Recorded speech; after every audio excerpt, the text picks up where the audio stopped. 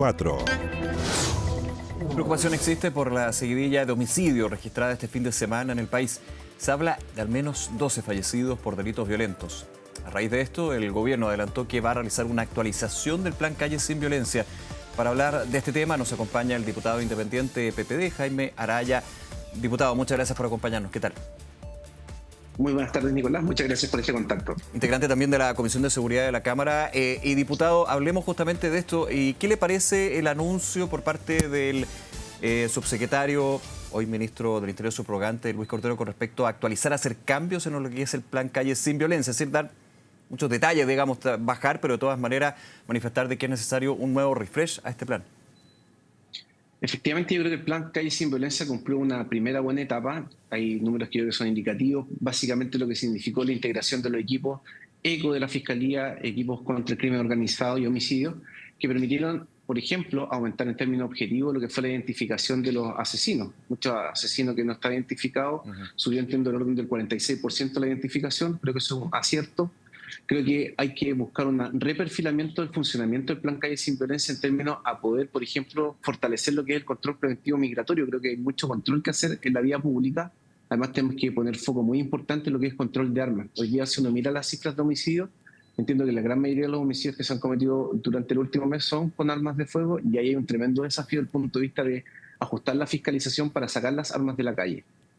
Claro, en ese punto es interesante. Hay lo que me ha tocado conversar en varias entrevistas, desde lo que es cómo llegan esas armas a las calles o a las organizaciones criminales, digamos, que tiene que ver desde si llegan desde afuera, el tema de aduana, o si son de alguna manera hechizas, si son manufacturadas de otra forma. Ahora ya ha empezado, y eso es preocupante, a aparecer armas a través de impresión 3D. O sea, esto se va sofisticando y es un gran riesgo que está presente.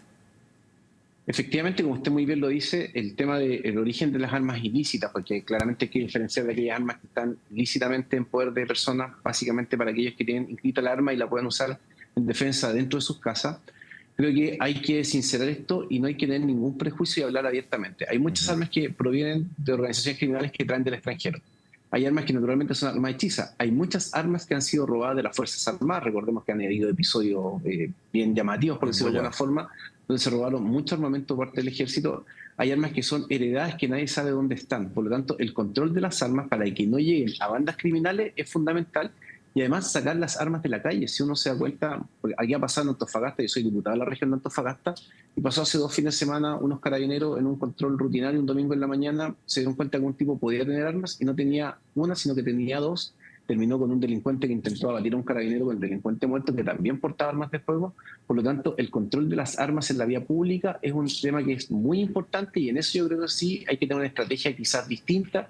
Yo creo que en eso, control preventivo migratorio, espacios o cápsulas de control en distintos puntos de alta afluencia público son muy importantes. Yo creo que en esto hay que desmitificar lo que podría ser el uso de detectores de armas o detectores de metales en lugares de alta afluencia público. Básicamente porque hay muchas armas en la calle, están siendo utilizadas por delincuentes, y quiero insistir en este punto, Nicolás. Es muy llamativo que la gran cantidad de homicidios que se han cometido o de delitos que se cometen sean con armas de fuego. Es una realidad que no estaba presente en nuestro país. Yo creo que se ha incrementado y nosotros tenemos que tener una política distinta para abordar este problema, y en eso yo espero que esta redefinición o rediseño del plan Calles sin Violencia, que puede ser un Calles sin Violencia 2.0, 3.0, tiene que tener sin duda un eje central en lo que es control de armas y sobre todo identificar a aquellas personas que transportan armas en la vía pública. Hay gente que probablemente no la usa, pero que de manera absolutamente ilícita, con los claros fines de cometer un delito o ser parte de una banda criminal, transporta armas, y nosotros no tenemos ninguna capacidad de controlar eso, o no ha habido una estrategia clara para enfrentar ese fenómeno. Ahora, lo que tiene que ver con funciones preventivas y también en lo que se ha comentado en la Comisión de Seguridad durante todo este año y todo este tiempo, diputado, ¿cómo ve usted, cómo analiza lo que es la situación de las policías? Muchas veces nos mencionan también.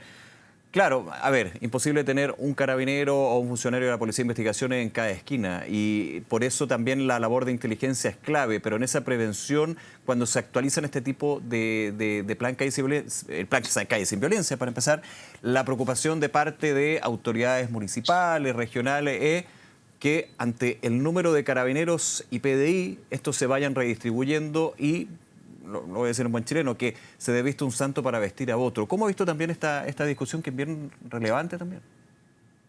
Yo creo que lo importante es que lo vamos a hacer sobre la base de datos y de cifras oficiales. Yo creo que eso es uno de los grandes aportes que probablemente va a hacer el Ministerio de Seguridad, que ya no vamos a tener discusión y datos distintos para fenómenos que son los mismos. Y eso es real, es muy curioso. Y quizás la gente que nos ve en la casa no lo puede entender, pero yo sentado en la Comisión de Seguridad, 4 instituciones respecto al mismo fenómeno tenían 4 datos distintos y Sí, los claro. 4 además eran verídicos y reales. Y eso es lo más insólito.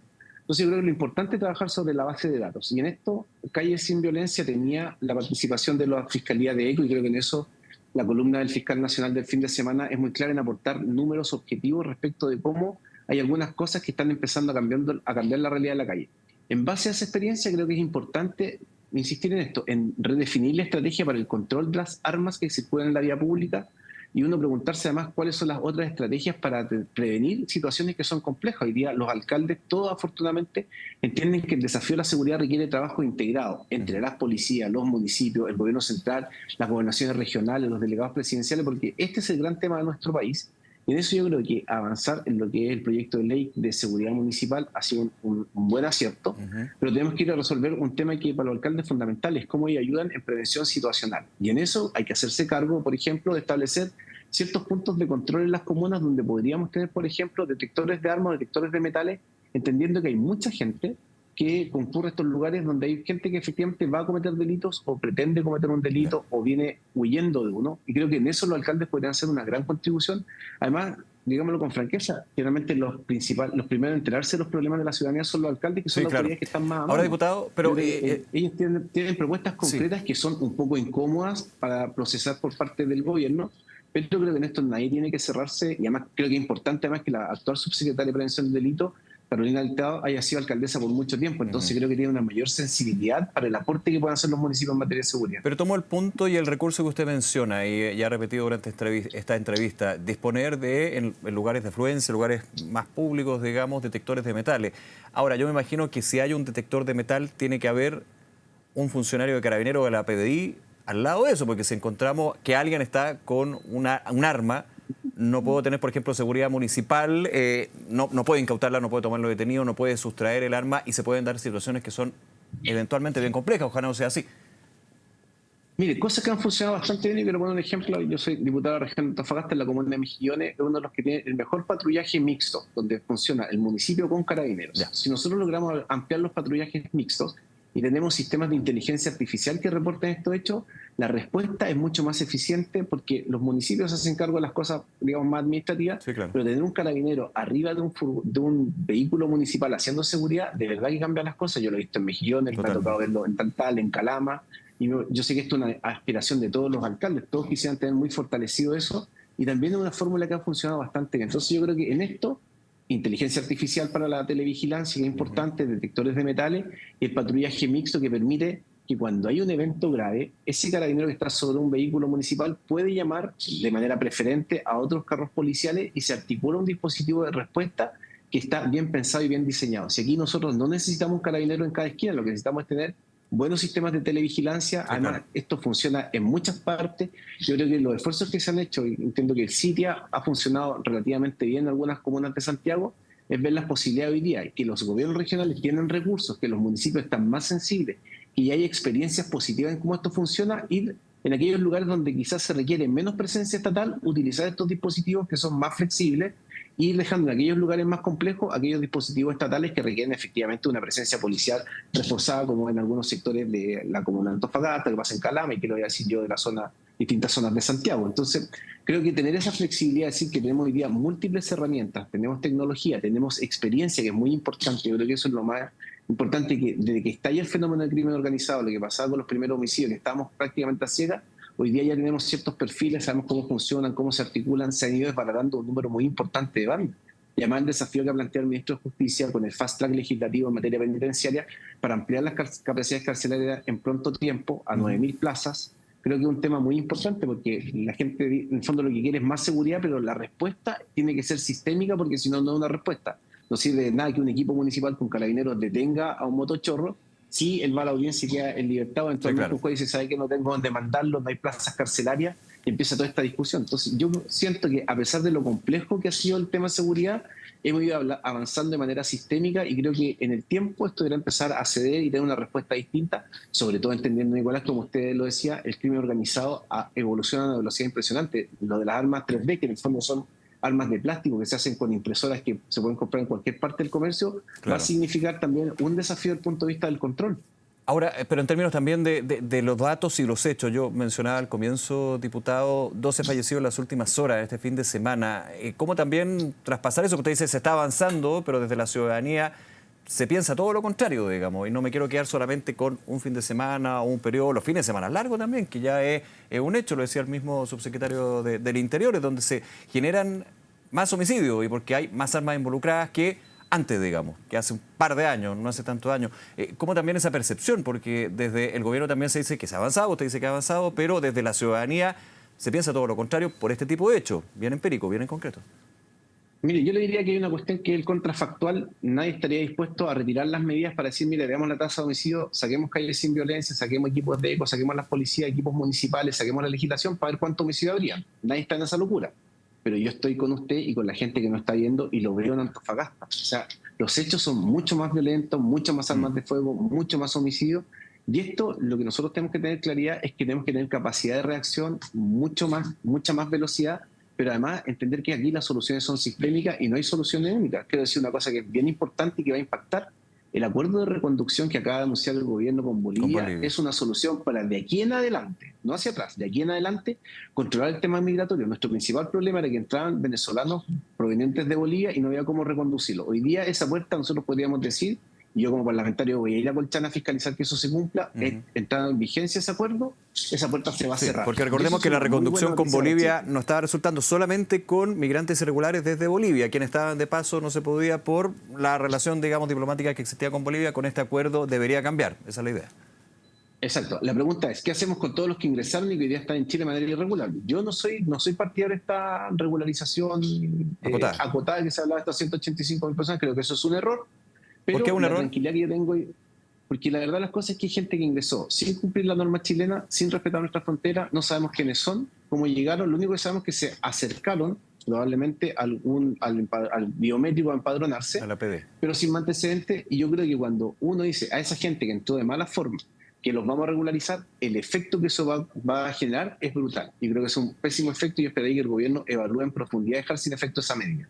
Creo que sería un error esa regularización, o ellos han dicho que es acotada, me parece que 180.000 personas está lejos de ser una cifra acotada, pero nosotros tenemos un desafío en resolver qué hacemos con los que ingresaron de manera irregular y sobre todo con identificar a aquellos miembros de bandas criminales que están operando en Chile y que lo hemos visto frecuentemente en las noticias.